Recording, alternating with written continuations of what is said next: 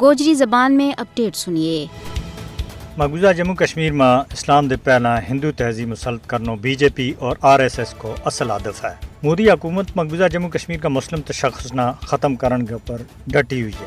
بھارت مسلم اکثریتی حیثیت نہ بٹا گئے مقبوضہ جموں کشمیر میں غیر ریاستی لوکاں نہ جڑا کہ ہندو ہیں آباد کر رہی ہے، جس کو عملی مظاہرہ حال ہی میں جموں کے دیکھنے کے بچایا ہے، جت قابض بھارتی انتظامیہ نے تقریباً 200 فلیٹس کی چابی بھارتی شہریوں کے حوالے کی ہے، جڑا مقبوضہ جموں کشمیر کے بھارتی شہریوں نہ بساؤن کی طرف ایک عملی قدم ہے۔ ان بھارتی شہریوں نہ 2200 ماہانہ کی معمولی قسط کے اوپر مجموعی طور کے اوپر 336 فلیٹ دیتی جا رہی ہیں۔ باقیہ فلیٹس جڑی ہیں وہ اس سال اکتوبر تک بھارتی شہریوں نہ دیتا جائیں گا۔ PDP سربراہ محبوبہ مفتی نے قابض انتظامیہ کا اس اقدام کی سخت الفاظ میں مخالفت کرتا ہوا اس نے جموں کشمیر میں ہندوؤں کی آبادکاری کو منصوبہ قرار دیتا ہے۔ مودی کا طرز 5 اگست 2019 میں غیر قانونی اور غیر آئینی اقدامات کو مقصد مقبوضہ جموں کشمیر کی مسلم شناخت نہ کشمیریوں کو خسنو ہے۔ کشمیر کا رہنے والا مودی حکومت کے ذریعے 5 اگست 2019 میں اتکا وسائل کی لوٹ مار اور تذلیل نہ کسی بھی صورت میں پول نہیں سکتا۔